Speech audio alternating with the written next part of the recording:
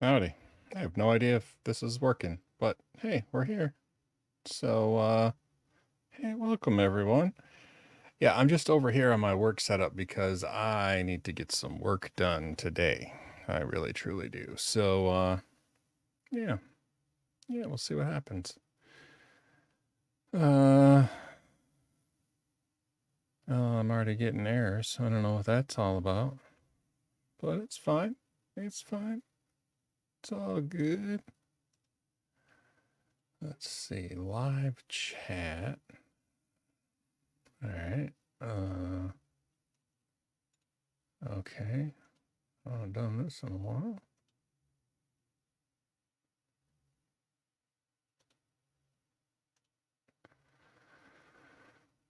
Oh, do do do do. Bum bum bum bum bum.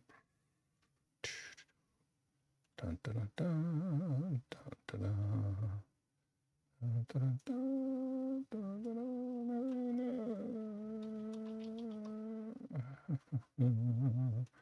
Hey, Mason is here. Somebody's here. That part's working at least. Yeah, hold on. Let's see if I can. Oh, good. So, yeah, I don't even know how well this is going to work, but there, I can put up comments on, well, on one platform anyway. Thanks. Yeah, this is my work computer. This is what I do when I'm working to try to have some like accountability going on. Here, I'll minimize this stuff so I don't have to look at all my crap. But yeah, so it's kind of a side view because it's just kind of looking at me from the side. But when I work during the day, I don't stream on my main channel. I stream on my secondary channel.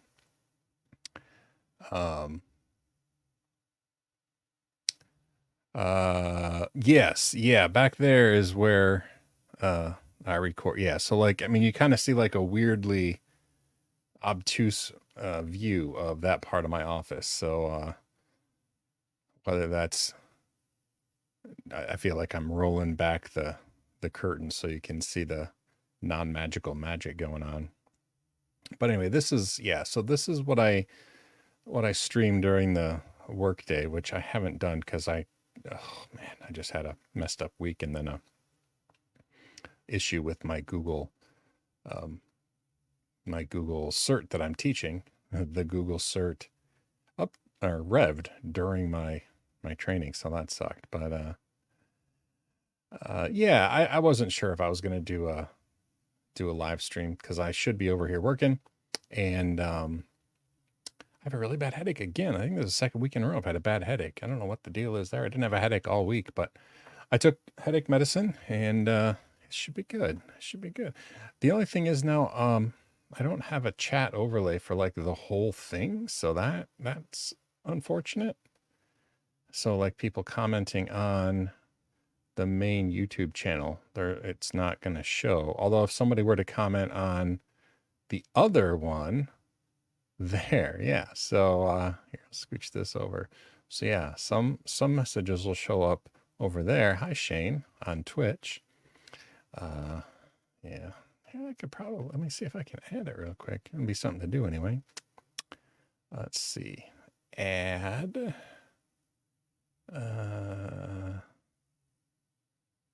screen capture. We'll do screen capture. And I'm gonna add a new screen capture. This screen. Oh, it's gonna do the whole thing, but I'm gonna have to edit it out. All right. All right, it's gonna be weird for a second, but I'll try to make it less weird. Do do do do do do do do do do. Hopefully, I'm not showing anything sensitive. But let's be honest. What could I possibly show that's sensitive? And we'll plop this over here because we don't really need to see that screen. Nothing's happening there anyway. Although that seems pretty blurry to me. That's not a great version, is it?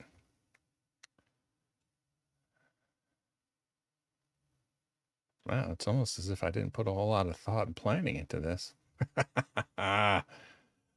Anyway, that's best I'll probably be able to do. So, yeah. Clear. There we go. Anyway, yeah, so I am way behind at work, which you're probably thinking, well, that can't be, because if you haven't been getting work accomplished, why aren't there more videos on your regular YouTube channel? And that's a good question. But no, I just had to go through my Google Cloud digital learning thing and make sure that I've covered all the new objectives, and it's a longer course now. So anyway, yeah, if you want to watch me make the course, I'm working like crazy this week to get that done. Even after this, I'll probably go back to doing some live streaming. It won't be on my main YouTube channel, though, just the secondary YouTube channel and Twitch. Mason trying to set up a new Jellyfin server. I'll pop it up. So, oh man, look at that. It's all Sean, you are just not doing a great job here, buddy, with your whole spur of the moment live stream setup. Anyway, trying to get a new Jellyfin server. Dell 30. Ooh. Oh, nice. Yeah, that I would think that would do it. A Dell, I'm not familiar with like what a Dell 3050 is, but I mean, it's pretty hard to get a computer that won't run a Jellyfin server decently, especially if you're not trying to do any GPU based stuff. Of course, if it's a Dell 3050, it might have an Intel, like IntelliSync kind of thing where you might be able to get Jellyfin to do acceleration with the Intel Quick Sync, is it called? I don't remember what it's called. I don't know. I haven't done that. I have Jellyfin installed, but I still use Plex for most things, only because that's already what everybody in like my house and my friends and stuff use. And so Plex is still installed, but Jellyfin is there. I like Jellyfin for a number of reasons. Being open source and free and everything is nice. The one thing it doesn't have is the ability to like download things locally for like if you're on a plane in airplane mode or whatever. However, that only works half the time on Plex anyway, so that's a little frustrating. Samples and tests. Oh, good afternoon. You could probably skip ahead and you wouldn't miss a whole lot anyway, to be quite honest. User permissions. I haven't done anything with that for years on Linux. Oh.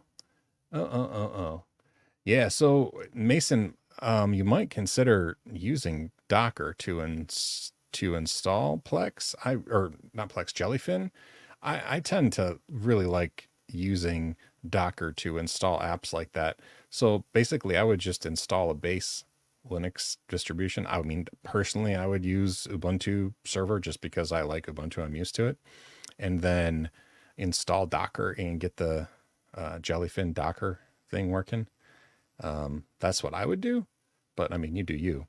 The reason I like that is it doesn't mess up the system with like dependencies and stuff and like, oh, I wish I wouldn't have installed that on the system. With Docker, it's like, bump, it's gone. So anyway, that's my recommendation. That's what I do. Ubuntu server 23.4. Nice. Is that even, so is that like it's gotta be 23.4. Oh, that would be last. It's not a long-term support. Okay, sorry. I was like, wait, those numbers don't work. I almost forget that the interim releases exist because I always go from long-term like LTS to LTS, and so I'm like, wait, 23.4, that's not right. Yeah. I like Docker because it keeps the system itself clean. Like you can do some crazy messed up stuff and then like just blow it away and your system itself is fine. So my video stream keeps locking up, but the audio stays good. Oh, I wonder why that is. That's unfortunate.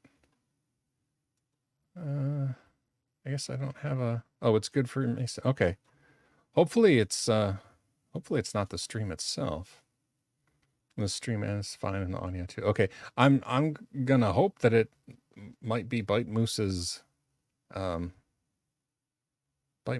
You could try Bite Moose on Twitch, see if that's better for you if you're having issues with YouTube. I'm actually streaming to both of my YouTube channels right now, but also going to Twitch.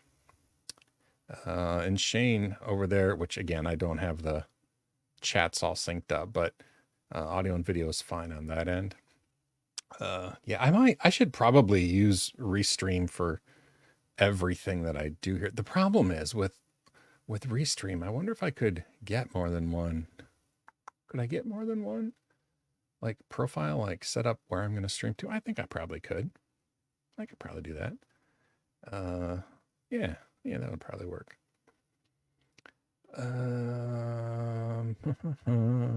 Twitch is all good, so cool. Don't do any other socials other than here. All right, Bite Moose, yeah, and Twitch. I think you can even watch Twitch without logging in. I'm pretty sure. Just twitch.tv/Sean Powers with a 0 for the O. I don't even think you have to log in to see that, but I'm not positive. I'm not as familiar with Twitch as I am with YouTube, but anyway, hopefully it'll work. You could try the other channel on YouTube if nothing else. Hopefully that would work. I missed a couple comments. Let's see. And they're, like I said, they're showing up goofy here. I'm sorry about that. Let's see. Can I share my so if I click on that, it pops up. Yeah, look at that.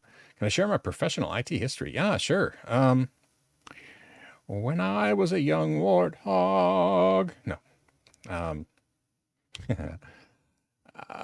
So let's see. I went to college in the early 90s.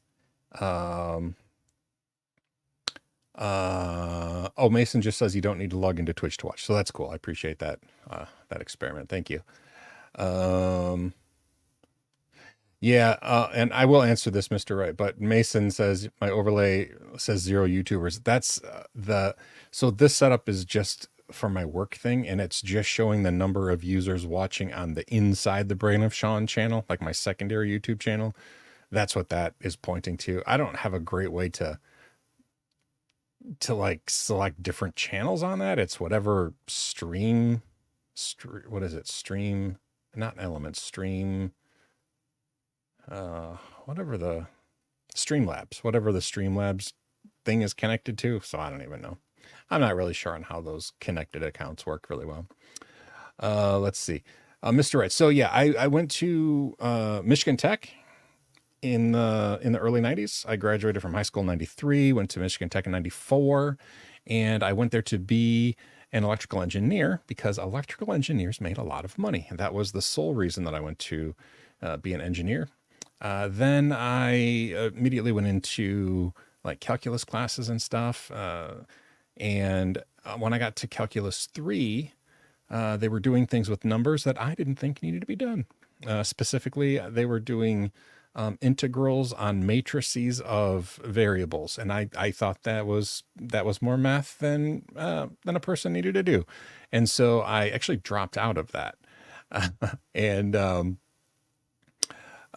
So I dropped out of the engineering program, and then I was at Michigan Technological University, and I was majoring for a small amount of time in technical writing. Turns out writing is really one of my big passions, and math was not. But I ended up skipping all of my classes and going to the computer labs. They had some amazing computer labs. They even had Next machines, like the precursor to Mac OS 10. Steve Jobs had the Next cubes, and they were Unix based. Anyway, there was a whole lab of them. And so I spent class time. I just skipped classes and went to the computer labs, and I fell in love with networking in particular. But at that time, colleges really didn't teach computer networking. There were no college courses on computer networking. The only computer courses were really C programming, C++. If you went into computers, that's all there was.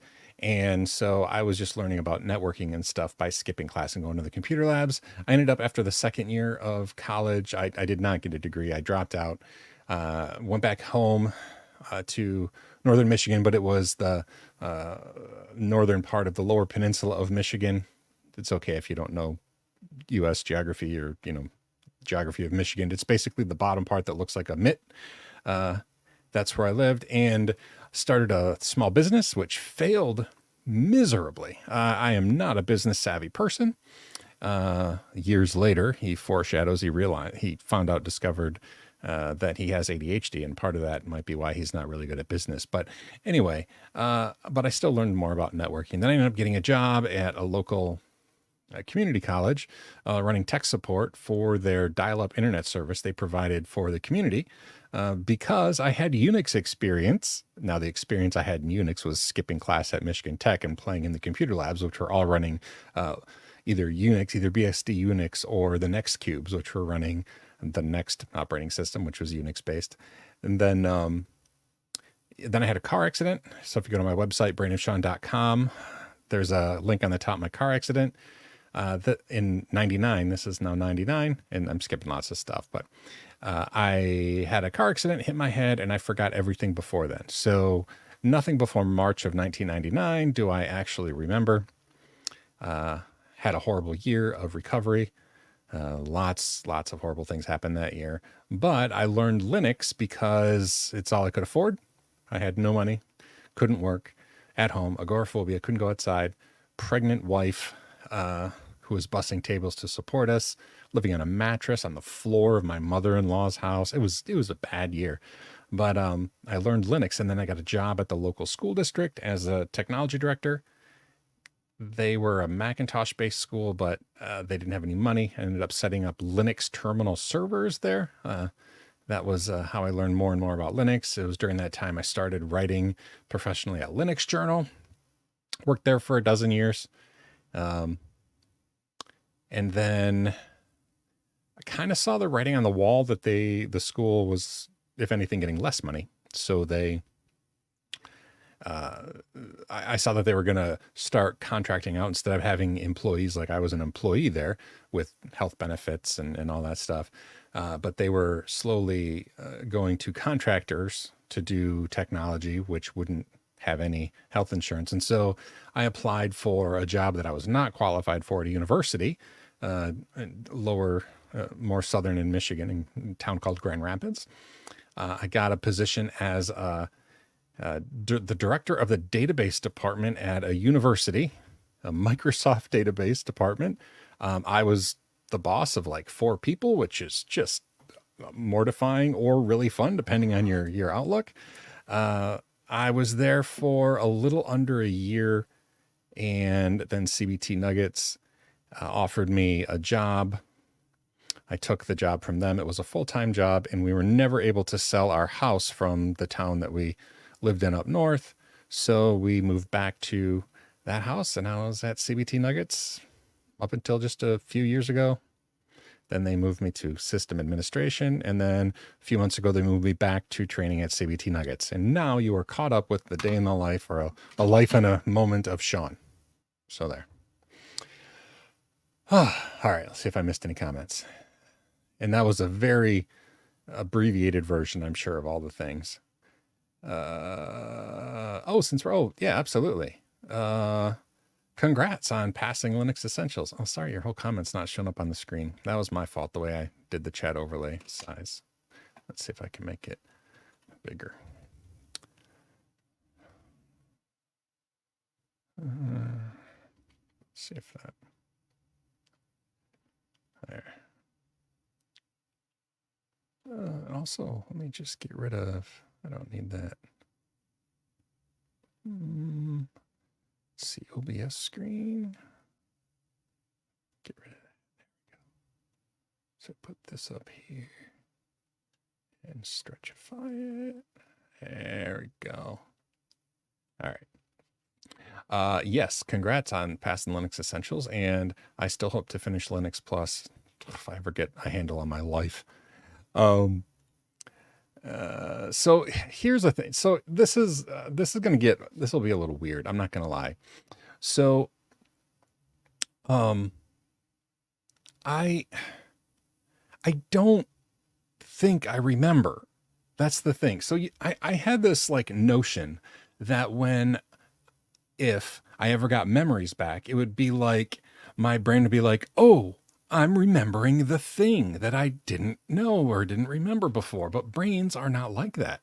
See, brains are like they make up crap all the time. And so my wife had told me stories from my time at college, or, uh, you know, I don't even know. And my brain would build a memory or a story, and it would store it in my brain in a way that is indistinguishable from an actual memory for me. So like I just told you that story, and you probably have this like mental image of like what sort of things happened, right? Well, that's what I have too, but it turns out that's all memories are. So when I started, like, people would tell me stories about my past, I would build this story of what happened in my past, and I can it's almost like I have like recreated memories that are possibly or even probably, depending on the source, real. But did I remember some of them? I know that I remembered some of them, but I know that I didn't remember all of them. And it's memories are just not clean. It's not as cut and dry as I always imagined it would be. I thought that someday if I had a memory, it would be like my brain would tag it like, hey, this is a real one. This was we found this. This was like over in the corner and we found it. But no, that's not how brains work. Brains are like, we'll put that in this story of your life. And oh, this is a chapter. Yep, we'll put that right in here. Is that what it was like? I don't know. When I have a mental image of like what happened at that point in my life, I picture myself and I picture the places that I've been and what it looked like. I don't know if they're really what it looked like. I have no idea. Some of the places I've been to since. So my brain's like, oh, we had a placeholder what it looked like, but now I've seen it. So now I know what it actually looks like. So I'm going to replace that. So this is now what the memory is. Man, I'll tell you what, brains are awesome and super annoying as heck. So yeah. Yeah. Yeah. That's that's what it's like to not remember and maybe remember. Sorry if that was a rant that was annoying, but it's annoying for me because I don't even know what I know or don't know or remember or don't remember. Let's see. What is it like being employed in the States? Just watching a program in the UK. It looks like you can get fired if you sneeze in the wrong way. Oh, yeah. I mean, oh, yeah, hold on. It's bothered me that chopped that off. So there we go. Um, wait, why is it still chopping it off? Oh, there. Okay. Um, it's it's changed a lot. Being employed in the US, I'm chopping my face off here. Man, I'll tell you what, I should worry less about what the screen looks like. Um, it's it used to be that in the US here, you would work for a company for an entire career. You would leave high school or leave college or whatever, work for at a company, and you would work there for 30 years and you would retire and you'd have like a pension or whatever. And that was your career. That's what you did. And you'd have to do something horrible to actually get fired. Like getting fired was like oh my gosh, what did you do? Whereas now, especially if you work for a big company, layoffs are common. They didn't have the projected growth that they wanted in a given quarter. So, in order to make up the difference financially, they'll lay off a whole bunch of people, like, oh, so and so laid off 1,000 employees. And so those people were effectively fired, but not because they did anything wrong, and often without any decent notice, because if they gave people notice, then their stocks would sink because people would think that they were having issues. And so their stock prices would fall, which would make the finances worse. So they like kind of keep it secret. And then all of a sudden, like, uh, hey, things are not going so well. We're not going to say anything. We're just going to get rid of a bunch of employees so that all that money we were going to pay them is now just in our bottom line. So financially, we look like we're doing better. It's just a big mess. Yeah, it's scary. I'll come back to this in a second. I'll look at Mason's here regarding Docker and Jellyfin. With the Docker image of Jellyfin, look for the media on my bare metal Ubuntu install. So when you set up a Docker container, you set up a volume, and the volume maps a folder on your local Ubuntu server, and it maps that to an internal folder in the Docker container. So it like it kind of it mounts it. It's basically a volume mount, and you can create a special volume container where it's like just data that you want to keep from like instance to instance, but you can also have a volume mounted on a folder on your local Ubuntu server. And it can even be the folder on your Ubuntu server could be like a remotely mounted NAS. Like I always keep things in the MNT folder, which I know is not like proper or whatever, but I always do. So like I'll have like mount or MNT videos, and then I will map that in Docker as a volume to like the internal slash data or whatever when you look at the Docker container, the Docker image, they'll tell you like what volumes are expected. And usually it's like, where's your media? And so you'll mount the media that's on your local Ubuntu server internally to that container. The nice thing about that is then that media folder, even if you destroy the Jellyfin container, all the media is still on your Ubuntu server or mounted on your Ubuntu server from from a NAS. And then, it just works. Same thing with usually configuration files are also something that you mount. I usually put something in an opt Docker folder. That's just where I store stuff for every container that I run. And that's where like the configuration files will be stored.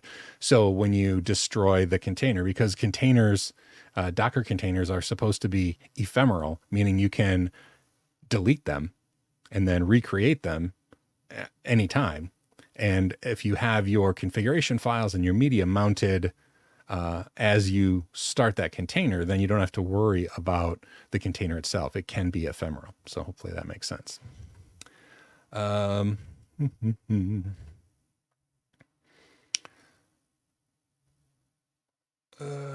Yeah. So Mason, and really quickly finish up. Yeah. So that's the thing. You mount your media, and then, like I said, configuration files too, so that you can blow away the Jellyfin container and start it back up and just point it to the same configuration files, and it'll mount there. And so, yeah, it's really nice. That's why I love Docker so much. I really do. Byte Moose. Yeah. So, that's the thing. And the bigger the company, the worse this tends to be, especially once a company goes public, where they're traded on the stock market. The motivations tend to go away from employees and to the bottom line in a very capitalistic way. And so some companies do this better than others. But it's frustrating. Here's an example. I think that so Apple recently announced that they are closing down like an entire department. I don't remember where. The department is somewhere in California, and they're just doing away with that whole part of the company. Apple is, and there's like 1,000 employees or something. I don't have the linked article, but they, instead of just laying those employees off, like, hey, this department's closed, I'm sorry, no more. That's what I think most big tech companies, and especially, would do. Apple gave them kind of an ultimatum. They said, hey, this is closing down. If you want to relocate to Austin, Texas, you can be integrated into this other Apple department, this other Apple, I don't know what they call their departments, but this other Apple thing. And they even offered to like provide some money for moving.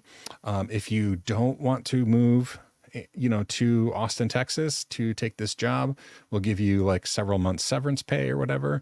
So they have been treating in this case at least, treating their employees incredibly well. I was very impressed. But a lot of times, it's just like, we didn't meet the growth that we expected, so we're going to lay off 1,000 people. So yeah, I think that, and it's a double-edged sword, because since big companies especially are no longer, you can't feel safe at a big company. You don't have loyalty to the big company like you did before, right? You don't have that amount of like, well, this is, part of my identity is where I work. Well, that goes away when the employer doesn't feel the same way. And so it makes for less invested employees as well. So yeah, it's not great. I wish that it were different, but that just seems to be kind of the way it is now, unfortunately. And I don't know. Yeah, I don't know. And Mason, yeah. So again, I don't have a whole lot of Docker videos, but if you look on my main YouTube channel, there's like a small Docker playlist. At least look at those to see how I mess with Docker to do some of the things there.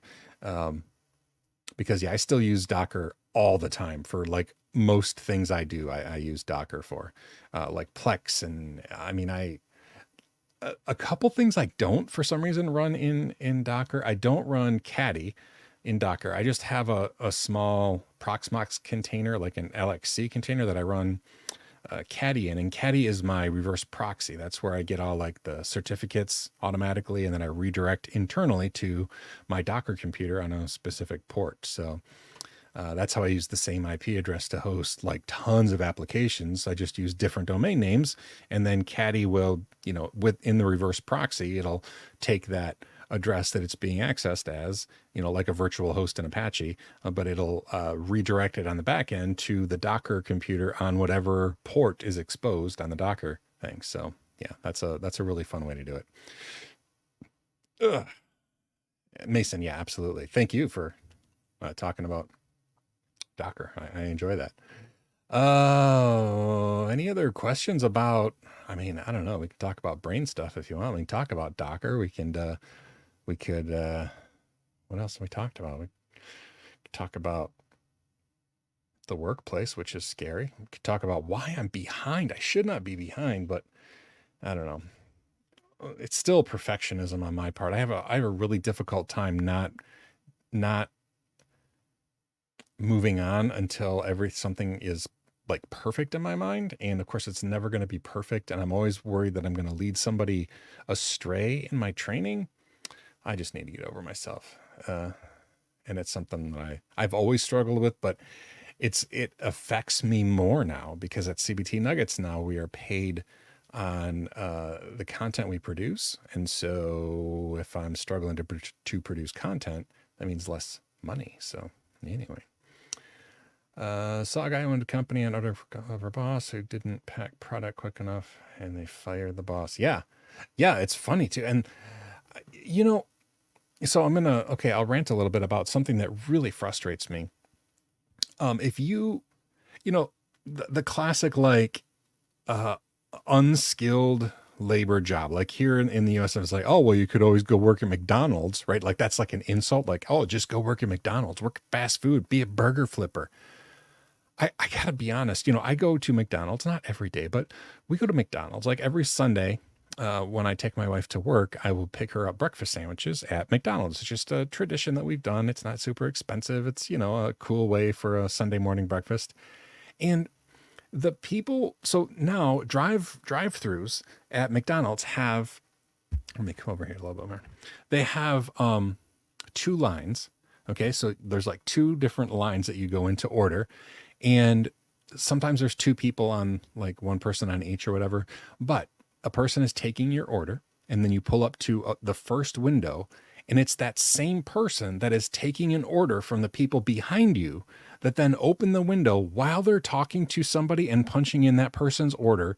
They have a second register where they let go of the button so that the person out there who's talking to them can't hear them. And they say, that'll be, $13.95.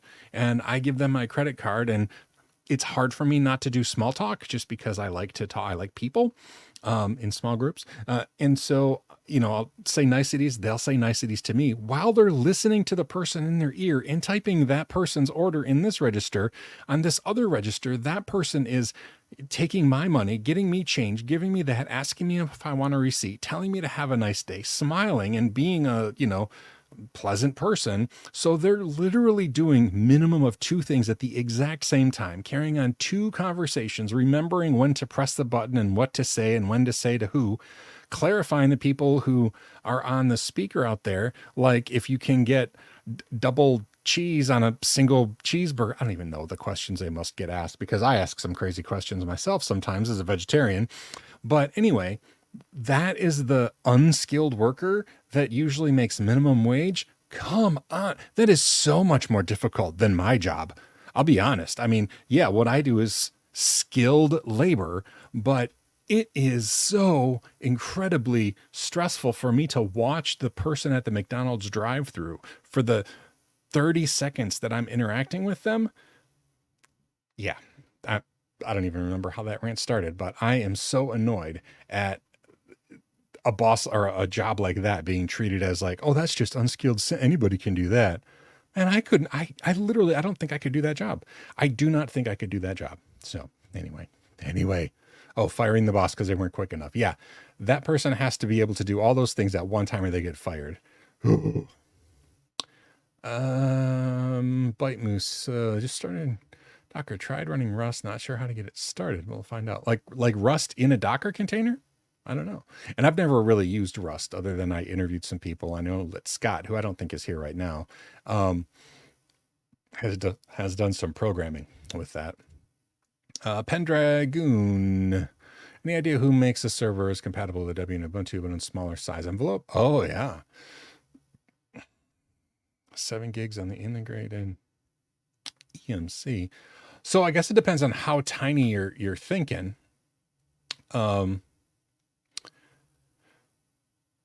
Because an x86 SBC, I'm not sure what SBC, I'm not sure what, like a small business computer, I'm not sure what we're talking about there. It's limited to 7 gigs on the integrated EMC. So I haven't purchased it, but let me try to find it. Who was talking about it? Oh, well, I can see some of the graphics I'm working on because I forgot that this is on the screen. Why is that on the screen?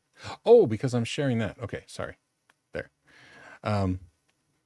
So what was it? Who was I looking at? It was, there was a YouTuber that was recently talking about, oh man, they were sent, I can't remember the name of the computer.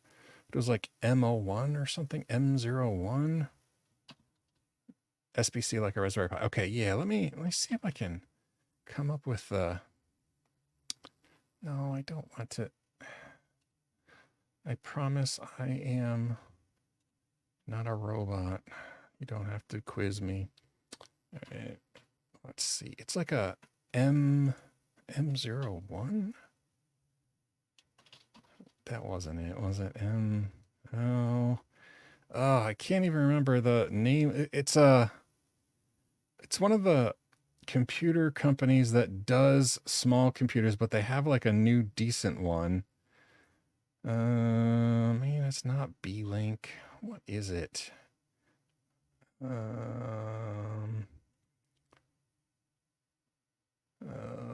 come on, Sean. Okay, I'm looking, hoping Amazon will like show me like, oh, here's some other computers that you might like if you're interested in this. Oh, I think no, it's gone there too. Anybody, what are some of the really tiny x86 computer companies? Man, what are they called? There's a couple, mini something, minus, not minus, no, not a Zima. Oh man, where is the dumb thing? Yes, Minis Forum. Yes, thank you. Oh, getting so close. Minis Forum. That was the company. MS001, I think, is the computer that I'm thinking of. Yes. Oh, we're getting so close. Yeah. Okay. This is a full-blown computer, but it's very tiny. So, yeah, I'll share a link. Oops, didn't mean to pop that up. So I'll put it in here. This is the computer I'm talking. This is probably an Amazon affiliate link. I'm sorry. It doesn't cost anymore, but I'm not trying to trick anybody into clicking on an Amazon affiliate link. That's just what it gives me when I click on get a link. But yeah, so I know that that is like a kick butt computer. It has like 10 gig Ethernet. I mean, it says it takes up to 48 gigs of RAM. It's an x86. It's a real processor. It's a Core i9. I mean, it's a beefy computer that is pretty darn tiny. Um, Now, if you're looking for something cheaper than that, yeah, I would. I think one of the ones that I would do is like go on eBay and look for one of those tiny little, either like Dell. I don't even know what they call. They look like thin clients, but like the micro PCs or whatever, something like that. Oh, you were, well, I got excited. If you couldn't tell, I got excited about trying to find that computer. But I mean, in OS, you should be able to put Debian or Ubuntu on pretty much any servers. I mean, even ARM based computers now, you can generally put, I mean, most operating systems will fit on there unless they're a real weird proprietary board that boots funny, in which case you might have to, use whatever OS they want. That's usually based on Debian, to be completely honest. Um, Single board computer. Okay. Thank you for the. Yeah, I knew it wasn't small business computer. I couldn't think of the terminology. It's like system on a chip, SoC. I have to always like, oh, I know what that is. I can't think of the right words. But anyway, um,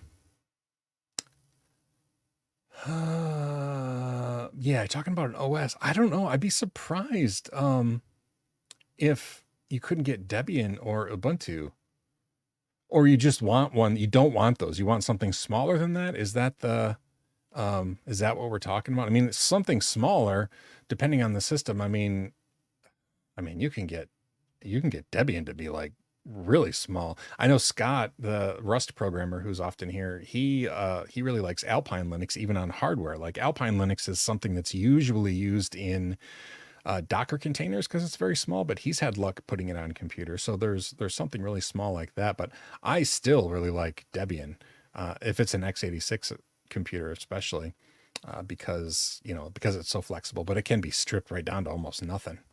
You just do a network install, like the NetInst CD. It's like, I don't know, 100 megabytes, and you just burn it on a USB drive, and it'll install the bare minimum, and then you install whatever you want on top of that. That's actually how I started my desktop computer when I was running desktop Debian for like a year. Dun, dun, dun, dun. Samples and test. Yeah, I'm. It's difficult to really do your best at a job that um, bases success on metrics, because yeah, it's kind of like teaching students to pass a test, right? Like if you're teaching students to pass a standardized test, you're not giving them the best education, right? You're just teaching them the things they'll need to pass a test. And I think same way with a job based strictly on metrics, you're gonna do your job and manipulate things in a way that you meet the metrics, but maybe not do the best job. Like customer service, like you could make all the difference in the world by spending an extra minute with a customer or with, somebody you're dealing with. But if you're trying to get the most, numbers or whatever, the shorter you are, the better. And so it's kind of a race to the bottom. And that's just frustrating for me in general.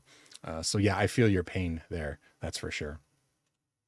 Swag Muffin, sorry, I missed this. Hello, I'm not the world, but I'm large. I could lose some weight, but no. Hello to you as well.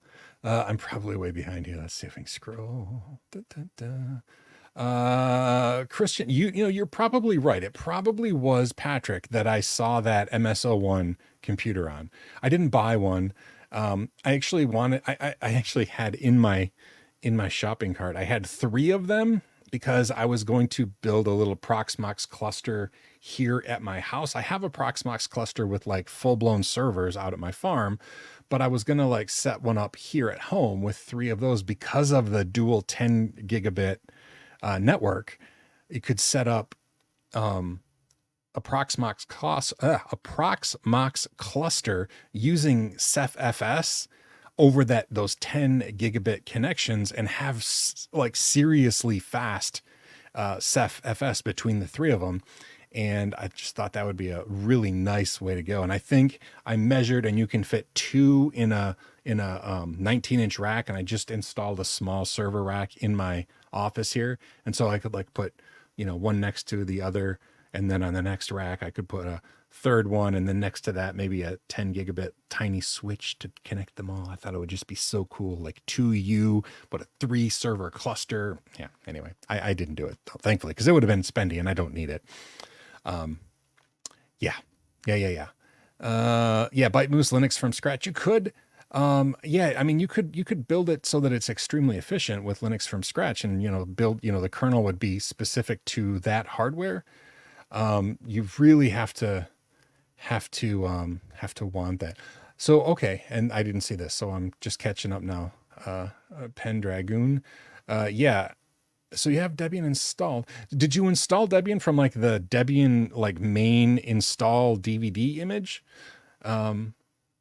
Because if you like Debian, and it sounds like, I mean, you mentioned Debian and Ubuntu. So if you like Debian, I would try to install from that network install. It'll install it over the internet. It just, I say CD image because it's an ISO that you download, but it's like 130 megabytes, I think. And it's just, you have to Google it. It's not their like standard, like how they recommend you install it, but it's like netinst.iso, and you can get it for any version of Debian, any platform too. And you boot from that, from a USB drive, and then it has just enough information to get the installer running. And then whatever you decide during the installation process that you want to install, it'll download from the internet just the bits it needs and install it. And so you get this really tiny install, but it's full-blown Debian without any extra stuff that you don't specifically want. So I don't even think that you waste much more space doing it that way than going with Linux from scratch. That's my preferred way to install a tiny server, is that Debian network install. So anyway, that's what I would try. But yeah, you could do that. You could server based. That's the thing. I mean, things like, damn small Linux, I think they just call it DSL. I think they tried to make it PG and take the word damn out of it, but DSL Linux, which the L is for Linux. So it's like DSL Linux or whatever. But I don't think that's necessarily server based. Alpine is one, like I said, Scott uses. It's really small. I've never installed that on hardware myself. Let's see. Intersect box, the rest is falling apart, but as long as exactly. Sorry, this is a throwback to our conversation about work ethic and metrics and that sort of a thing. But yeah, exactly. That's the thing. So, Angel, so I don't have a mobile camera right now. I mean, I'd show you what I have here. I have some stuff in the basement, which is hard to get to. Ooh. Sorry about that. My closet door hit my microphone arm. In the closet here, I have a small rack with a switch and not much else, a little NAS sitting on top of it. In the basement of the house here, I have one really old server. Like the server that is in my basement is from 2009, I think. And it's still working. It's still working. And that's about all I have down there. I took the NAS out, and that's at the farm now. At the farm is where I have like the real servers. Like I have some stuff that I just use at home here, but if it's internet facing, it's going to be at my farm. And there is a tour, and maybe it's a Patreon only thing though. Maybe I don't have a public tour of stuff. I might have a shortened version. If you look on my YouTube page, there might be a tour. If you just go to my YouTube channel and search for tour, there might be something there of my farm where I have like the server rack and like the Proxmox cluster and all that stuff. It's fun. Plus you get to see my Volkswagens. But yeah, I could do a tour of home and at the farm before too long. That would be fun because some things have changed. I mean, some things. I could do a tour of my office too. I mean, my gosh, I have some crazy new things here too. Like I have new cameras that I haven't had a chance to use yet. I have the the DJI Osmo Pocket 3, which sounds like a lot of buzzwords, but it's the coolest little camera. It's just so cool. I love it. So yeah, tour. I might do tour stuff. I feel like doing tours is cheating. Like it's like, oh, everybody likes these, but also everybody loves a tour. I love a tour. It's like a little bit of voyeurism and a little bit of like tech stuff. I don't know. It's cool. So yeah, thank you for that note. I will hopefully do some updated tours soon. Try the net install. Okay, yeah. Linux. I've never installed Linux from scratch myself. It takes a while. Nothing wrong with doing it. I have compiled my own kernel. That was back in. It was still a Debian kernel, but you used to have to compile your own kernel if you were installing Debian on Mac hardware back in the PowerPC days. I know I'm dating myself, but yeah, the PowerPC days, you used to have to compile your own kernel in order to get it to boot. And so that is how I used to install, but I've never done the actual Linux from scratch things. Cribs for geeks. Yeah. Shane, that's funny. Yeah. So, it would be headless, on a cheap device. Yeah. I still, yeah, I would try the Debian network install just because it's mostly just works out of the box. What got me into Linux? So I don't know if you were here for my earlier. I don't remember who asked. Maybe it was. No, you said hello world first. I don't remember who asked me about like how I like my IT story. But I got into Linux because after my car accident, I had no money. I had no job. My wife went back to work bussing tables so that we could afford to eat. So I had no money and Linux was free and that's all I could afford. So when I was relearning my trade, I had experience, even though I didn't remember it, in Unix, and I learned Linux because it was free. So that's why I got into Linux at first, and I fell in love, and still love Linux to this day. Even though I use a lot, like I'm using Windows here, and I have Mac over there. I'm kind of eclectic when it comes to actual brands, but I still have a love for Linux. I use Linux as much as I can. Curveball question for you. Have I heard of Isobus CAN agriculture network stuff? Tractor talking to a device in the back. No.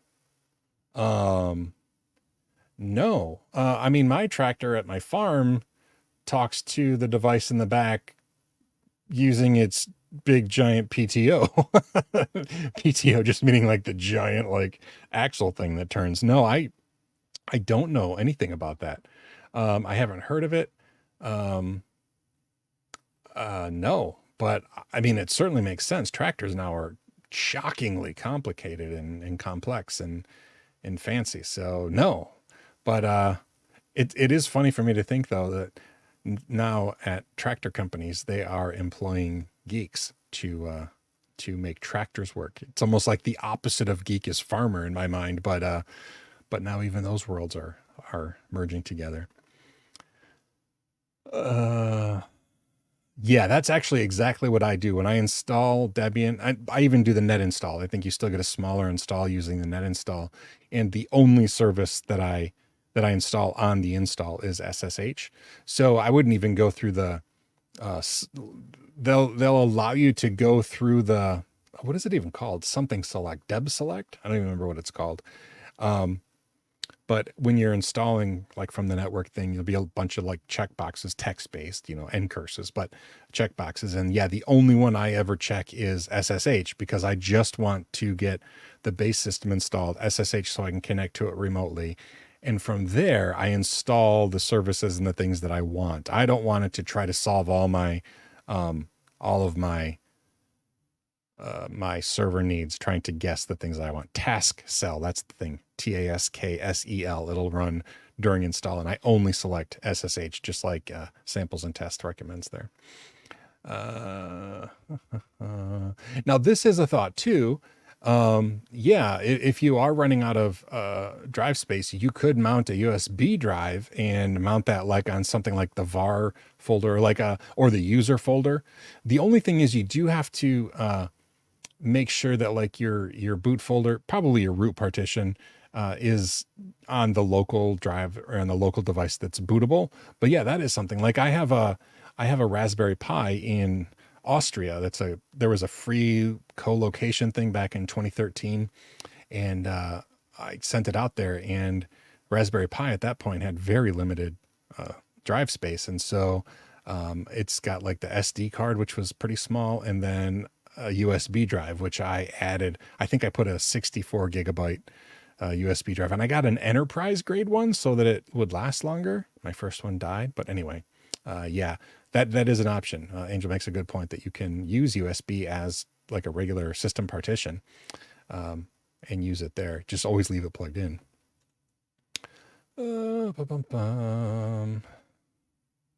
Oh, they just announced the Linux. Oh, interesting. Linux on tractors. That's cool. That is cool. Being allowed to repair tractors. Yeah. Yeah. Oh man, it's already been an hour. Holy crap. Well, again, I have no regrets that we did this. Next time I'll try to be in, either I will set this up in a better, more unified way, or I'll just go over to my other desk and live stream from there so everybody can chat together and it's not this weird disjointed chat thing.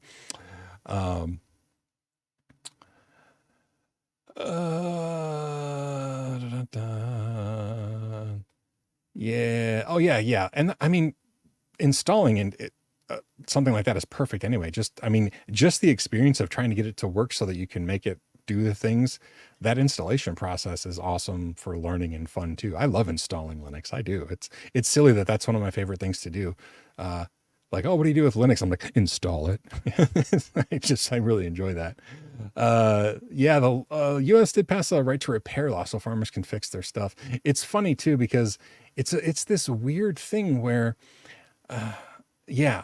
I mean, it seems so weird that there would have to be a law for right to repair, but yeah, it's companies not wanting to lock down their stuff and not allow you to do anything outside of their, their ability.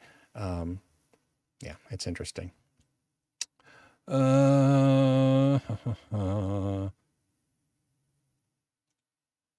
Yes, and yeah, the durability of a thumb drive is an issue, especially if you go for years. But if you use it for something like the USR folder, or make that a partition on the USB drive, the nice thing about that is that's where most of your programs are installed, like user bin, user sbin, all those things. So the USR folder, if you make that a partition on the USB drive, there's not a whole lot of writing that happens on that. The only time those files get written is when you do updates and stuff. And so it's less hard on a USB drive. I actually, a minute ago, I said, oh, use the var partition, which is the absolute worst partition to put on a USB drive because that's constantly being written to. And so it'll wear out a flash drive.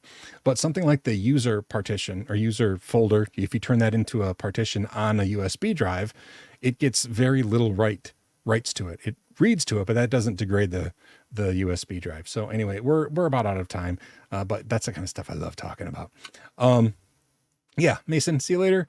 And one last thing, Pendragoon, they, pardon me, they do make enterprise grade USB drives, but I mean, unless it's mission critical or you don't have backups or it's in Austria and you'll never be able to get to it, you probably don't need that.